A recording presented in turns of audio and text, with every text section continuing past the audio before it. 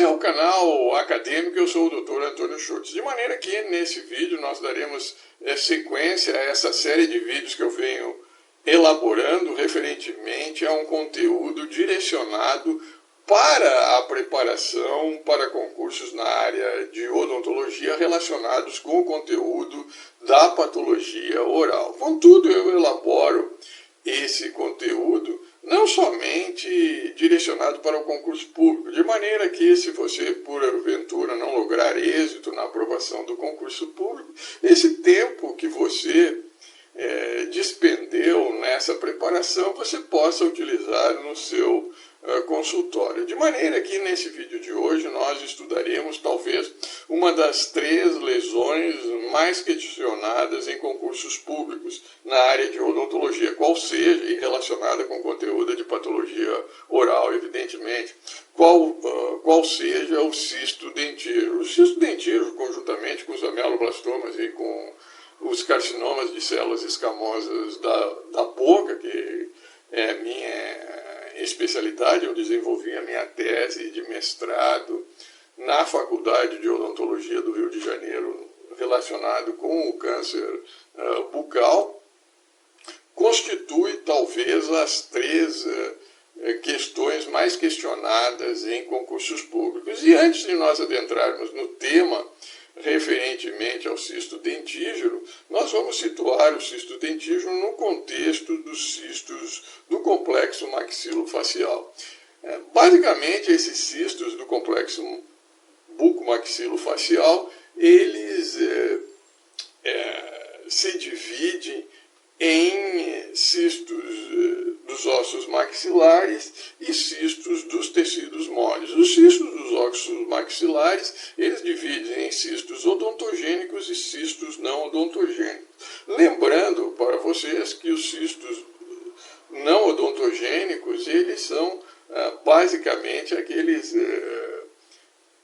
denominados antigamente como cistos fissurais. Hoje se sabe que a grande maioria desses cistos fissurais, tais como o cisto glóbulo maxilar, na realidade eles são outras lesões odontogênicas e não odontogênicas que produzem essa imagem radiográfica de cisto glóbulo maxilar ou de outros cistos fissurais. E os cistos odontogênicos, eles dividem-se em cistos de natureza inflamatória e cistos de desenvolvimento. Basicamente, a diferença entre os cistos inflamatórios e os cistos de desenvolvimento é a natureza do processo patológico que determina a proliferação do epitélio odontogênico que está presente em ambos. No caso dos cistos odontogênicos inflamatórios, é o processo inflamatório. No caso dos cistos de desenvolvimento, são outros estímulos que determinam a proliferação desse epitélio odontogênico. E nesse contexto dos cistos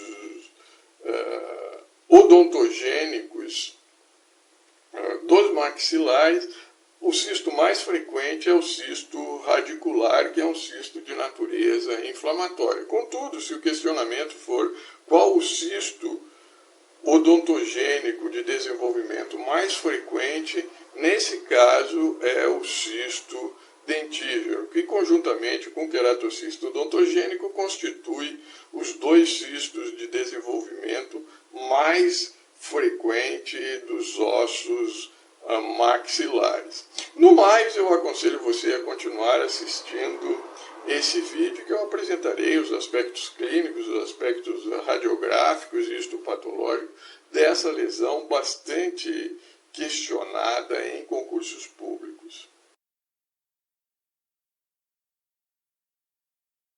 Essas considerações introdutórias, nós passamos a contextualizar o cisto dentígeno no contexto dos demais cistos odontogênicos. E basicamente dos cistos odontogênicos, os mais frequentes são os cistos radiculares. O cisto radicular é considerado o cisto odontogênico mais frequente. Logo em seguida vem o cisto dentígero. O cisto dentígero é o segundo cisto odontogênico mais frequente e dos cistos odontogênicos de desenvolvimento, ele é o mais frequente. E logo a seguir vem o queratocisto odontogênico e o cisto residual. Lembrando que o queratocisto odontogênico é um cisto odontogênico de desenvolvimento, enquanto o cisto residual é um cisto de natureza inflamatória.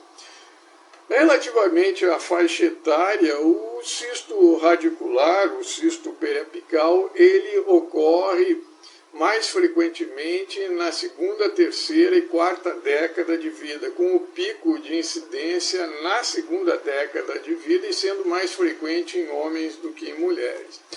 Já o cisto dentígeno, ele ocorre predominantemente na primeira e segunda década de vida, com o pico na segunda década de vida e também é mais frequente em homens do que em mulheres.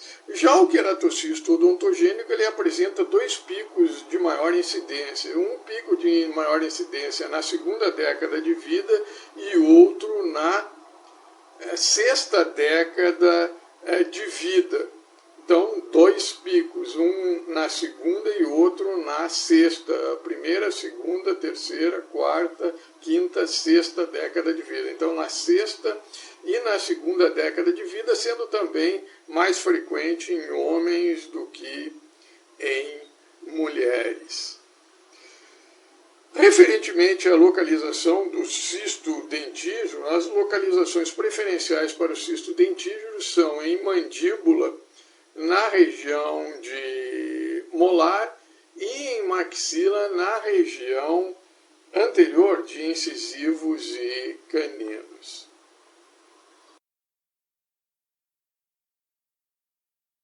É compreendida a contextualização do cisto dentígeno como sendo um cisto odontogênico de desenvolvimento, ou seja, o segundo cisto odontogênico mais frequente, vindo logo após ao cisto radicular ou periapical, que é considerado o cisto odontogênico mais frequente, porém com origem inflamatória.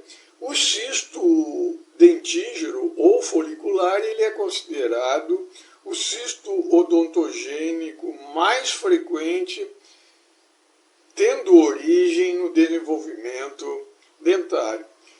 De maneira que a etiopatogenia dessa lesão do cisto dentígeno, ele tem como origem um acúmulo de líquido que se forma entre as células do epitélio reduzido do órgão do esmalte de um dente incluso ou impactado.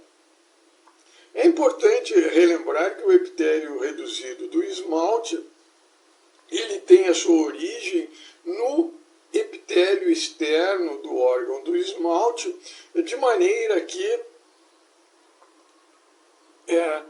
quando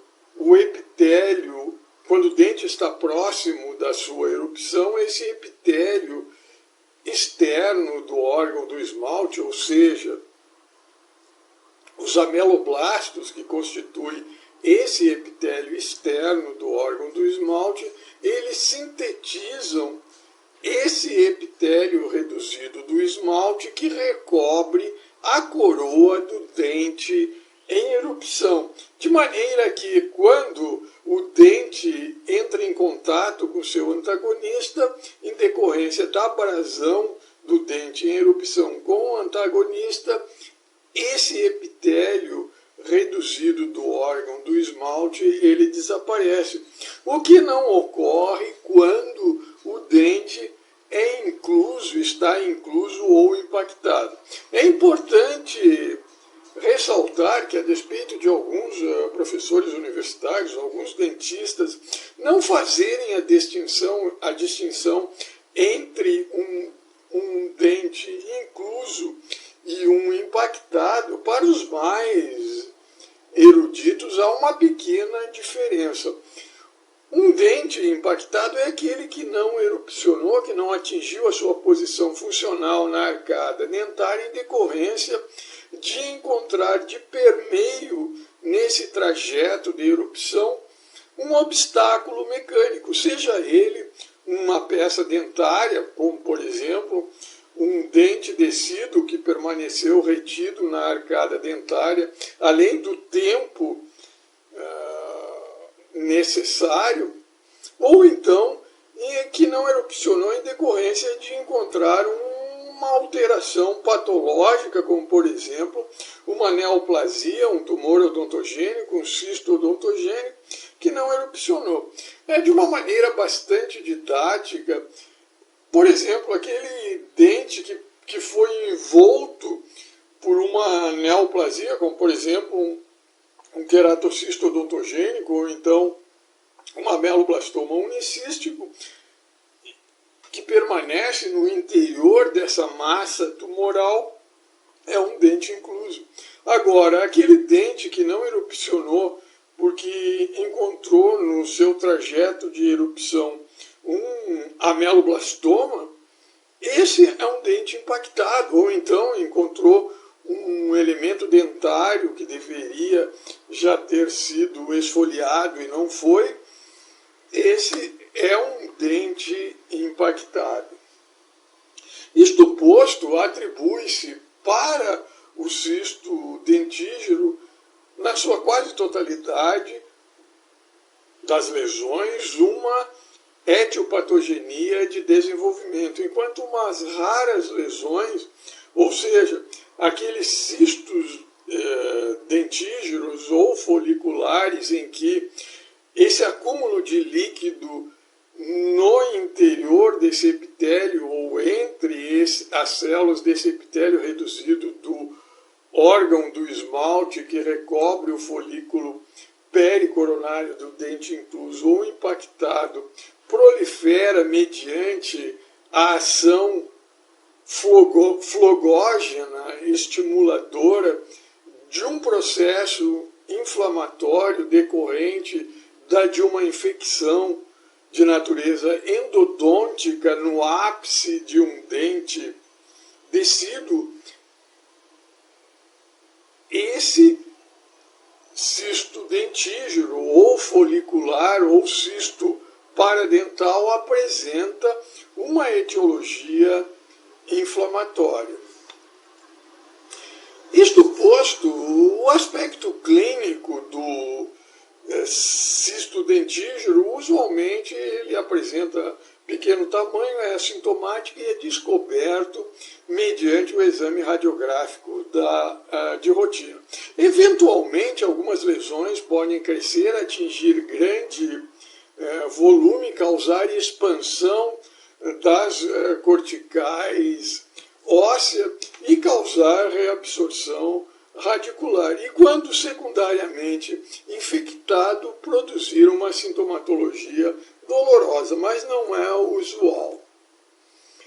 Referentemente à faixa etária, como nós vimos nos slides anteriores, ele usualmente é mais frequente na segunda década de vida. No caso, em tela, a primeira década foi pouco acometida. Contudo, no estudo do professor chileno, essa primeira década, que nós vimos no slide anterior, foi bastante acometida. Então, o cisto dentígero também pode acometer a primeira e a segunda década, como também acometer as demais décadas de vida. Sendo mais frequente, como nós vimos, no sexo masculino.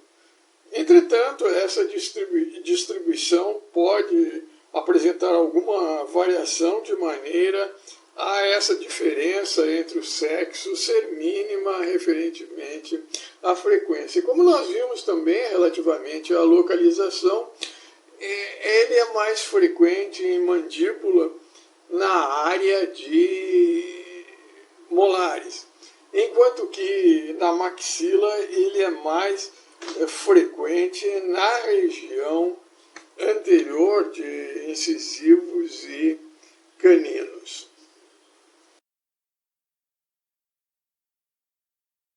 Feitas essas considerações acerca do aspecto clínico, nós passamos a estudar os aspectos radiográficos relacionados com a presença de um cisto dentígeno. Basicamente, o aspecto radiográfico clássico de um cisto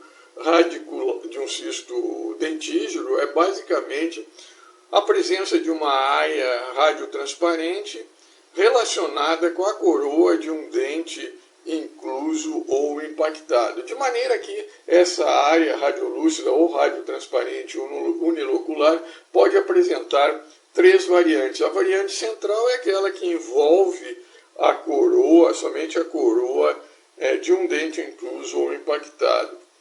A variante lateral é aquela que se localiza lateralmente a esse dente incluso ou impactado, lateral à coroa desse dente incluso ou impactado. E a circunferencial é aquela que envolve a coroa e as raízes. Ou seja, a coroa e as raízes, a peça dentária está de permeio no interior dessa área radiolúcida ou radiotransparente unilocular. De maneira que em tela nós apresentamos o aspecto clássico de um cisto dentígeno, em que nós constatamos uma área radiotransparente unilocular, parcialmente delimitada por um halo radiopaco bastante sugestiva de cisto dentígeno. Nesse caso, dessa radiografia panorâmica ilustrada em tela, foi ilustrado dois cistos, reportado pelos autores como dois cistos dentígenos. Em maior aumento, de fato, sim, nós identificamos essa área radiolúcida ou radiotransparente unilocular parcialmente delimitada por essa linha ou halo radiopaco, de maneira que no diagnóstico diferencial dessa lesão que apresenta essa área radiotransparente ou radiolúcida do tipo central, envolvendo somente a coroa do dente impactado, deve-se pesquisar de permeio a essa área radiolúcida ou radiotransparente a presença de focos de calcificação de áreas radiodensas que podem ser sugestivas, por exemplo, da presença do tumor odontogênico adenomatoide ou então do cisto epitelial odontogênico calcificante, que são lesões que também se encontram associadas a dentes inclusos ou impactados e que apresentam também essa imagem, especialmente na sua fase inicial de desenvolvimento, de uma área radiolúcida ou radiotransparente, tal como do cisto dentígeno, associada a um dente incluso ou impactado. Também se deve pesquisar de permeio a identificação de pequenas áreas multiloculares que podem ser sugestivas da presença de um ameloblastoma unicístico. Isto posto, quando a lesão do cisto dentígeno, essa área unilocular, radiolúcida, radiotransparente, for única, deve incluir no diagnóstico diferencial todas aquelas lesões que se encontram associadas a um dente incluso ou impactado, dentre elas o queratocisto odontogênico, o ameloblastoma unicístico, o tumor odontogênico adenomatoide e o cisto odontogênico epitelial calcificante, como ressaltado anteriormente. E quando a lesão for bilateral, tal como ilustrada no slide anterior, nessa radiografia panorâmica, se deve pesquisar o querubismo, a amelogênese imperfeita ou a displasia cleidocranial. Feitas essas considerações acerca dos aspectos clínicos e radiográficos do cisto dentígero, nós passamos a apresentar as características histopatológicas do cisto dentígero.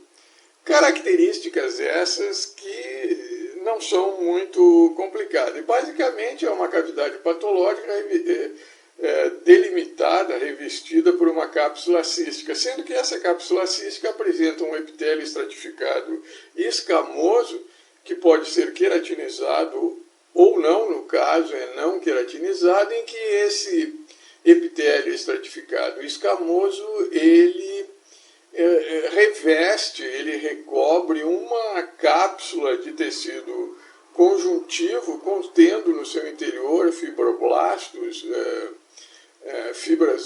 fibras colágenas, os fibroblastos, que são essas células estreladas, fusiformes, também de permeio capilares sanguíneos, contendo no seu interior hemácias, e ausência do processo inflamatório. Usualmente, esse cisto dentígero, cujo epitélio de revestimento tem origem no epitélio reduzido do esmalte, pode se apresentar associado a tumores odontogênicos, tais como os odontomas, ilustrado nessa fotomicrografia em tela, odontomas do tipo complexo, associado ao queratocisto odontogênico,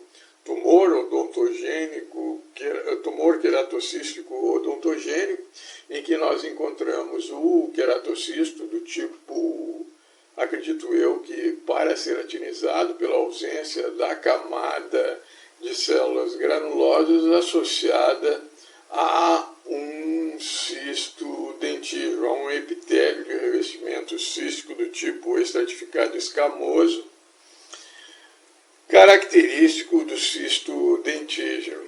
Também, eventualmente, esse epitélio de revestimento cístico do tipo estratificado escamoso, que usualmente, quando queratinizado, pode sofrer uma transformação ameloblastomatosa, como ilustrada em tela, em que esse epitélio de revestimento cístico sofreu uma transformação ameloblastomatosa na direção de um ameloblastoma unicístico, ou então ele pode sofrer uma transformação na direção de lesões mais agressivas, tais como um carcinoma de células escamosas, ou então um carcinoma mucoepidermoide.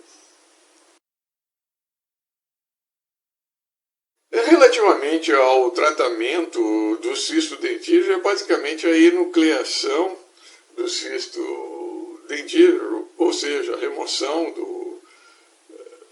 da cápsula cística com seu epitélio de revestimento. E nos casos em que o dente incluso ou impactado pela lesão pelo cisto, apresenta um posicionamento capaz de ser tracionado ortodonticamente para sua posição na arcada dentária, a marsupialização deve ser tentada e esse tracionamento deve ser efetivado caso o exame histopatológico do folículo pericoronário não indique alterações sugestivas de cistos e outras neoplasias de origem odontogênicas ou não. E a propósito do tratamento dos dentes impactados, recentemente o meu caro ex-professor na Faculdade de Odontologia de Bauru da Universidade de São Paulo, o professor Alberto Consolaro, quem eu considero quase um gênio, porque o gênio ele consegue captar aquilo que as pessoas aparentemente normais não conseguem. E o professor Consolaro é desse tipo de professor universitário, só que de vez em quando ele tem uns surtos de criatividade e tem muitos alunos, muitas professoras, inclusive tem 2 professoras lá no departamento de patologia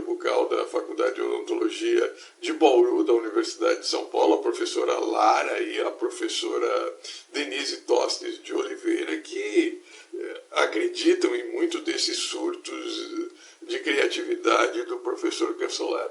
O fato é que o professor Cancelaro, ele agora, recentemente, publicou em 2019 um trabalho no Journal Dental Orthodontic, se eu não estou enganado, em que ele preconiza, também acredito que num surto de criatividade, que ele preconiza que o local, a localização de qualquer dente impactado é a arcada dentária. E ele justifica essa afirmação com base no fato de que o folículo pericoronário ele apresenta rotas de síntese e secreção de citoquinas, fatores de crescimento e de outros mediadores químicos que, quando tracionado ortodonticamente, possibilitam essa movimentação. De fato, nessa afirmação ele tem razão. Acontece que essas mesmas rotas que determinam a erupção desse dente incluso ou impactado